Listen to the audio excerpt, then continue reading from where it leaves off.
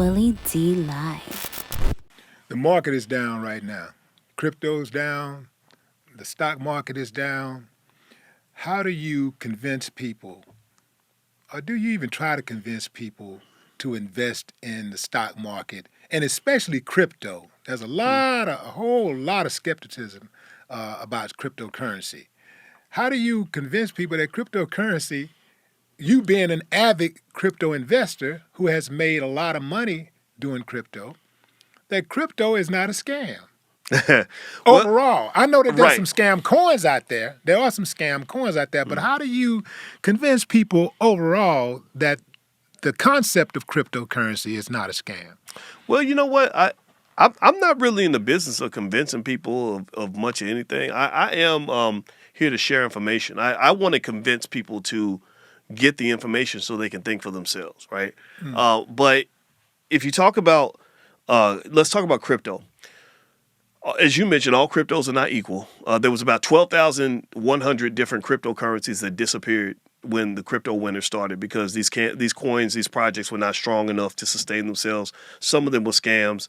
And you've seen some big high-profile situations like FTX, and I think Shaq just got sued over FTX, and it's a $5 billion lawsuit. So just people should understand that's not insignificant. Like And they're talking about relaunching FTX. Did you hear? I know you heard about that. I right? did hear about that, and they could, believe it or not, they could pull it off. But I wouldn't touch it. right, I wouldn't right, touch it that's with there's a lot of stigma attached. Man. Yeah, but that that $5 billion lawsuit with Shaq and Tom Brady and everybody else, that's not a tiny amount of money. You know, if they really won $5 billion, that will wipe Shaq out. You know, like hopefully his assets are protected and all that. But still, you know, so the point is to say that with crypto, the bright spot to me is that even as all the other cryptos were just plunging straight to hell, Bitcoin remained pretty strong.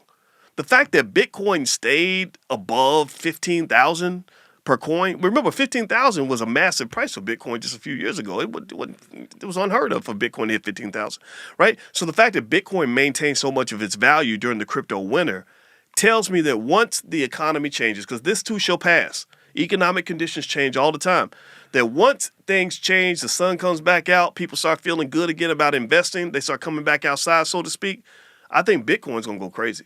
I think Bitcoin, so when I'm investing in crypto, I'm hitting Bitcoin and Ethereum. I'm aiming for the quality.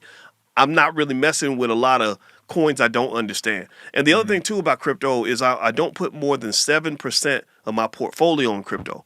So people that, you know, put all their money in Bitcoin or something, that's very bad investing because if something does go wrong, you're in trouble. The biggest thing to understand as an investor is you got to understand it's just like being an NFL football player. You can't play in the NFL without knowing at some point you're going to get hit.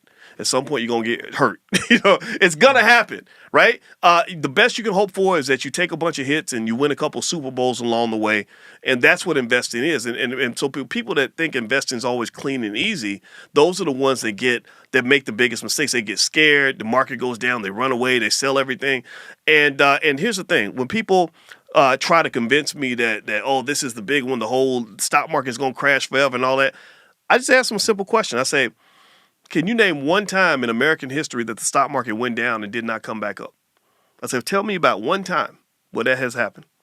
They cannot give me an answer because it's never happened.